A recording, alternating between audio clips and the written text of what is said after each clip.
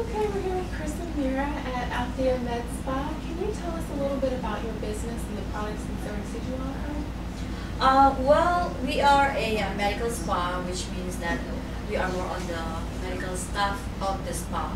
And we do offer here, we are a painless, we specialize in painless laser hair removal. That's our main business actually. We do skin rejuvenation, we do Botox and fillers. We do have cosmetic products as well on our own brand, and pretty much that's what we do here. We are intending to expand a little bit more, maybe offer facial, microdermabrasion, and some other women type business. But we also have, now the business is slightly changing, we're getting more back into this business. That's interesting. So how is business these days in terms of the economic climate? Are you seeing a lot of repeat customers, or some people that were faithful customers but are now kind of slacking off because of limited funds? How's the business environment been? Actually, we've been very, very fortunate, and that's why we are here right now. Our business is really growing. My first 30 clients are still my clients today. And I do believe that it has to do with the service that you provide to clients. You can be the greatest company out there, but if you can't deliver what you have promised, you're going to collapse. And I think that's the reason we're surviving. And you mentioned customers. What are some of the methods that you're using in social media to reach a larger customer base?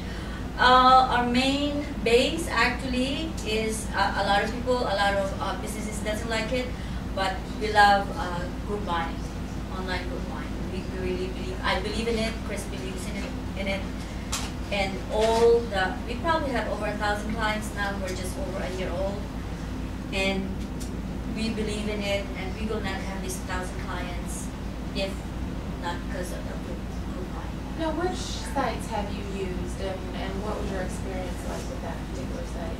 Our biggest one that had produced a lot with us is Buy With Me, and then the Groupon. The Groupon is our latest, and we really did well with Groupon. And I think because it's the biggest out there, they have the most number of email that they can provide, so we really did a good return with the Groupon. We've done local group buying sites, and of course it depends on how many mailing lists they have. But we always work first with local people, merchants, and then we move on until we reach, like for example, Groupon. And did you offer similar deals on each of the sites? Do you feel like maybe you had more success with Groupon because of the type of deal you offered with them, or do you think it was more along the lines that they had a bigger email list? I think it has to do with the email list because actually the prices, based on price, we offered actually a lower prices on the other sites. But actually Groupon said, let's do it this way because this is our experience. And even at that higher price, it still worked. It worked so well. Great. And then can you tell us what you're doing in social media? Okay, well, in social media, well, we're a new company. We're only 1 year old, so I think our social media efforts are still in the initial stages. But certainly we invested in a premium website, we believe, and we believe that's going to attract a lot of customers. And so we think that's a good investment. And as part of that effort, we established Facebook accounts, Twitter, and YouTube accounts. And I think what we have to do in the future is to be consistent, to have a consistent strategy of how we're going to present ourselves on Facebook and Twitter and YouTube, and implement that strategy. And it's a little bit daunting so far, but I believe that it's going to pay off in the long run, and if we invest in a strategy and getting the help we need, and to move forward with it. But it's not the kind of strategy that's going to pay off immediately. It's going to take 6 months or a year or longer. But I think that's going to be our real our market presence is going to be in social media. Actually, I'm going to add on that. Our Facebook account, actually, we're going to change. We're going to probably modify in the next 2 weeks, that you can also book online through Facebook and also buy deals through Facebook. Because I know I have some clients who will say, oh, I saw your video, but I can't listen to it because I'm at work. Facebook account is open. They're at work, Facebook account is open at the same time they're at work. So I think eventually the social media will be the way to move on. So you're going to take your Deal a Day concept and put it integrated inside Facebook directly as well. I'm just out of curiosity, who are you working with, or how is that being enabled to to create that on your Facebook page? Is that a particular company or vendor that? Yes, it's a software vendor that who uses them, like Marriott Hotels, Hilton Hotels, the Spa Booker. Yes, well, I mean, Spa Booker is kind of our point of sale software, and our vendor, and they're integrating the point of sale software with Facebook, so that's going to help us. Got it. You mentioned building a consistent Facebook, or I say Facebook social media strategy across these different channels. What has your experience been to date in terms of strategic experiments that you've tried, and what you all have learned about what seems to work for your business and maybe what hasn't worked for you? Well, I think we're too new to really say anything about that. We haven't. I mean, that's part of the. First, you have to have an idea, then you have to implement the idea, then measure the results. And I think we're still at the early stages of that process. But it's something that's important to us that we want to pursue. You mentioned Facebook and Twitter and YouTube. So how do you think about those channels in terms of, do you think about them collectively? Do you think about them individually, each having different value for the business? How do you approach where you want to be socially, and if they're independent, or if there's a cohesion about them? Well, I think they're related. They're independent but related. I think from my understanding so far is that some areas, some markets, Facebook will predominate, will be more popular, and in other markets, Twitter will be more popular. And YouTube is, on the other hand, is something where you're not going to create a new video once a week or several times a week, but it's part of an overall strategy where we might schedule making a new video once every 6 months or something like that. Yeah, there aren't, from our experience, there aren't a whole lot of local businesses that have made real effective use of YouTube, and I don't say that to mean that it can't be. I mean that to say that perhaps that's unique positioning for you all. Do you all look at something like YouTube and video as a strong promotional agent for your business? Yes, I do. I think. Well, this is what our web developer told us. He said, that he's a video developer as well, and so we put the YouTube videos prominently on our website as well as on YouTube, so that when people go to the website, they'll see a video, if not on the home page, then on the feature in one of the main pages of the website. I just have a couple more things. I wanted to go back to Groupon and group buying. There was a study that came out last couple months or so that's looked at, let's say, the last year in aggregate of all deal-a-day deals around the country. And the most popular in terms of numbers sold in a business category was laser hair removal. It's the single most popular, best-selling deal category in the country. I'm sure you all, even if you didn't know the number, thought about that and thought about how your business and what the products that you're selling and services, how they fit with that idea. I'm wondering if you can just elaborate on that a little bit more about how your business in particular is positioned to really make good use of something like Daily Deal. The way we did it, we studied it a lot, especially Chris. When we did the first group sale, we have group buying sale. We did a couple of them locally. I would say that because we were new, we didn't know what to do. But you learn as you move along, and as we move along, we learn that you have to have a strategy. To use group buying will not help you by itself, but you have to have a strategy how to use and benefit from it.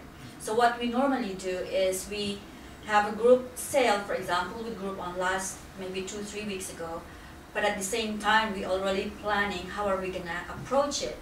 We do bundles, we offer the same sale when they come over here, so they are enticed about it, and some of these girls really will buy. But you cannot just depend on the group buying. You have to have an idea, a sale strategy to plan. When these girls come, those girls who had already bought something from Groupon. So like for example, we always tell them, right now our bundle, we call it a bundle. In any spa business is called bundling. You incorporate some other type of services you have, and when they come here, for example, what we had offered in Groupon were small areas. I don't know if you're familiar with laser hair removal. So it's divided into several areas, small areas, medium, and large areas. So we offer the small areas. So these are things that everybody can afford. But then when they come here, they have some other ideas too. Well, I want to do my legs. So we're prepared for that. We have a price list that we offer them at the same time that's still reduced, but then at the same time we'll entice them to buy the other service. Like yesterday, we just, maybe from 1 or 2 girls, we made maybe $2,000. Just because they came here, that's the first time, oh, I want to do my full legs, what's your price? So we're prepared for that. But if you're going to just depend on group buying and you have no strategy, you have no plan how to entice the people who would come here, it's not going to work. You have to have a plan for those people who will be coming. I think that's really interesting. In terms of sort of remarketing to those people, do you all have a strategy also for, you know, capturing their email address or Yes. encouraging them to go on Facebook or Twitter and begin to interact with you more? Yes, actually we also have what is called constant email. Constant contact? It's called constant contact. You send them all sales. Once you have the email address, you send them in-house. We call it in-house sale. And because some of these girls will say, I know you guys, I know you're gonna deliver. Yeah, it's a little bit more expensive, but I know you do provide a good service, so I bought it. Mm-hmm. So. One more question. Because you hear mixed responses, and we've received mixed responses, not only about the idea of group buying, but about Groupon in particular and what it's like to work with them. What was it like for you all to work with their sales team? Did you feel like their interests were aligned with yours and they were collaborators, or at times did the discussions go in different directions based on what you wanted and what they wanted? I think they were very good people. I think they were, from our experience, they really helped you out. They are not the people who would say, this is how much would be our part and this is how much your part. The lady we work with, she's local to this area, and she's really helping us. And she said, we don't like it to be at this price because you want to weed out some people you don't like to be at your spa. Mm-hmm.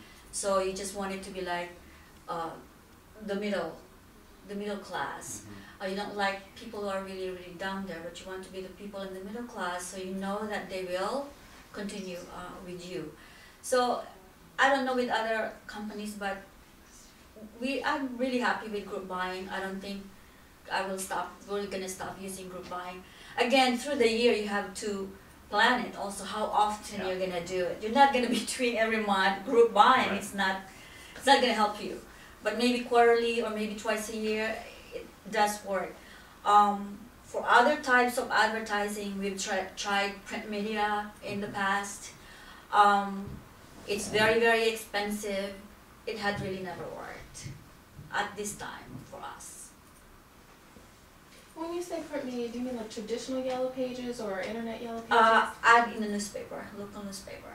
And you didn't find that it was very effective in bringing clients in? No, we a little bit, maybe 1-2%, made some phone calls inquiring more of the sale we had offered on a newspaper, but really it didn't materialize to anything. And the reality is it's the same price as you offer in group buying and in the newspaper. That's the interesting thing. But I think because the other thing is laser hair removal is very age specific. That's one thing. And they are mostly from the age of 21, maybe 35 the most in general. And these are the Facebook, smartphone people. They will not read newspaper. They'll go to online and read. So I guess it depends on the business. What about a local search site, a Yelp? Have you tried any of those avenues to? Yelp really had helped us because a lot of the girls will always check Yelp. They will check us on Yelp. Oh yeah, you do have a good review on Yelp. But that's all. We've never really made any ad in Yelp. We just kept Yelp as the way girls can write their own reviews. Our reviews are as natural as it is. We don't tell them to go to Yelp. We don't tell them to go to Google. We don't tell them. The way Chris and Philip had said is, let it be the way it is. There will be girls who will write you bad reviews, but if you do really a good job, the bad reviews will be, there will be more good reviews than the bad reviews, but you cannot always please everybody. So the Yelp reviews we have and the reviews we have on our websites are reviews people really are coming from their heart. It's as natural as it is. And then of the advertising that you buy, how much would you say is sold by a salesperson, either on the phone or face-to-face? Of the advertising we buy, how much is sold by a salesperson? Okay, well, I mean, I know when we were a new business, a lot of people contacted us for both from newspapers as well as people from group buying sites, and because we were new, we said, well, we'll go ahead and try a little bit of everything and see what works. So I think sales contacts were useful for us, effective. And were the salespeople that contacted you pretty knowledgeable about how to market and advertise your business? Did you ever feel like maybe they were not as knowledgeable as they made themselves out to be, or did you find that they were, for the most part, helpful? For the most part, they were knowledgeable. I think, the newspaper ad salesmen are perhaps selling something that wasn't effective, and I don't think they were. And I think they knew that, but they didn't. Of course, they didn't tell us that. We had to find out for ourselves. Did the newspaper salespeople, did they talk to you about anything in their portfolio of advertising tools beyond just the newspaper? Yes, and you really have to question that. Of course, newspapers want to get into online media, but they don't have any background in it, right? And so you have to be skeptical about their expertise in that area. Do you recall what the different ideas were that they talked to you about? Well, for example, a newspaper might want to offer a daily deal site, or something along those lines. Any of them talk to you about doing something like Google AdWords through them, buying search advertising on search engines? Have any of them talked about It's that? been mentioned, yeah. Yeah, like Yelp. Yeah. What about Yellow Pages? Are you all in Yellow Pages? What's your experience been, if any, with them? No, we never, because our first experience was the print ad, and for a few months we've tried, it never worked, and then there were radio ads, TV ads who approached us also in the past, and because of our experience with that, we just said it's something we can look in the future, but we don't want to be in at the same time.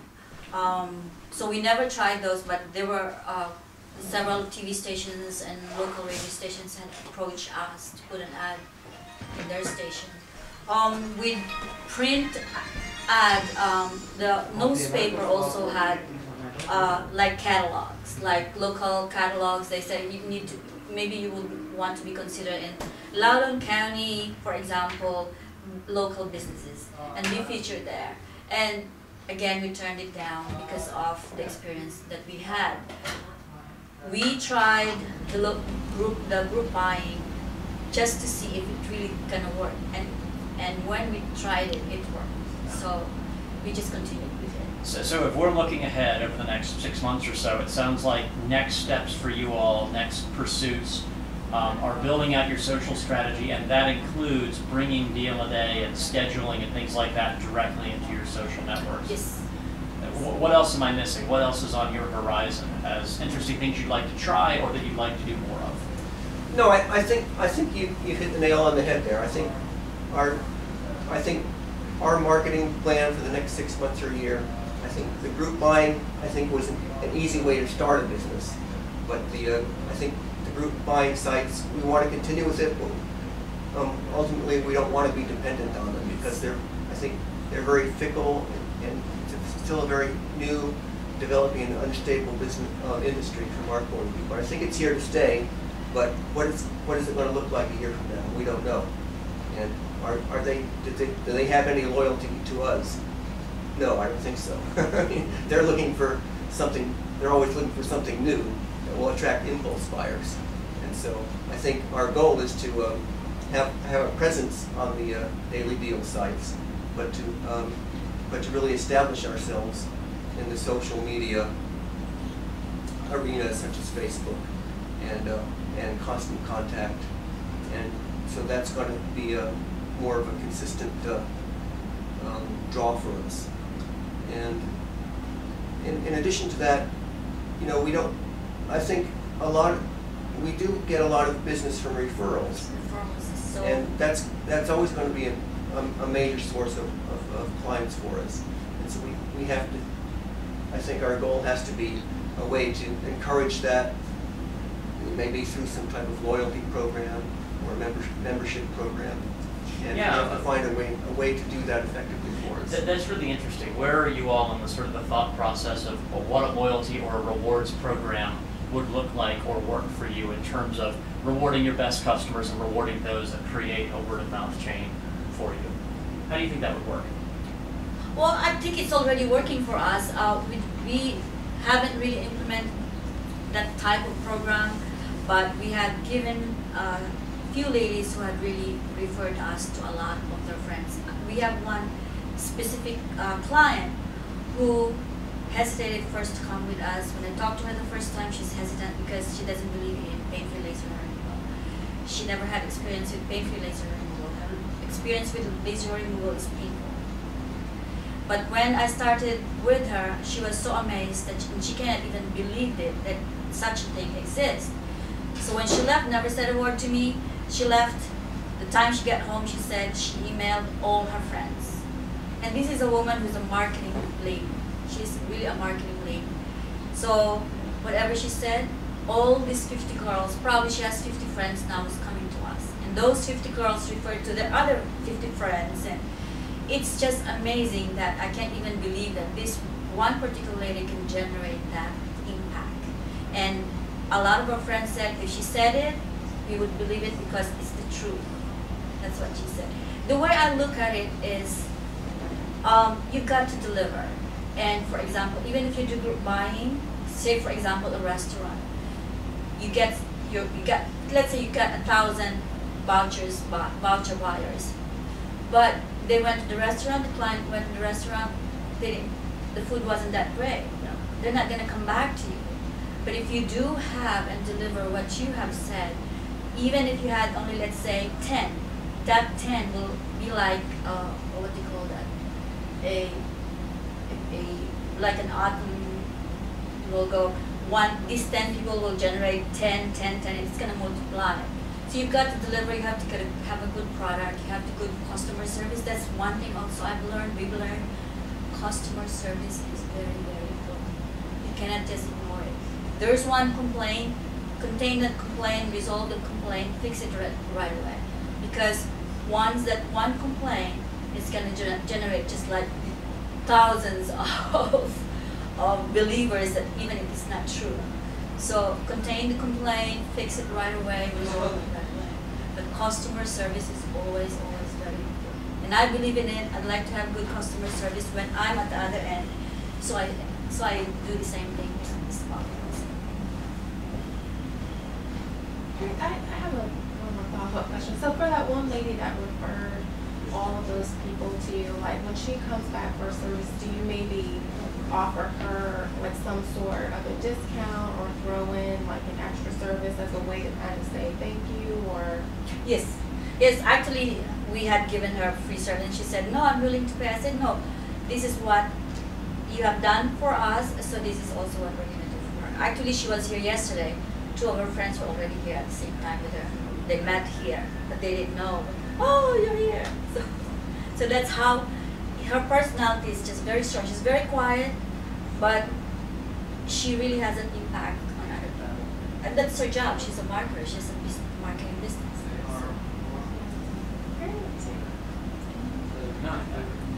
Okay, well, thank you so much for taking this time to sit down with us. We really appreciate it.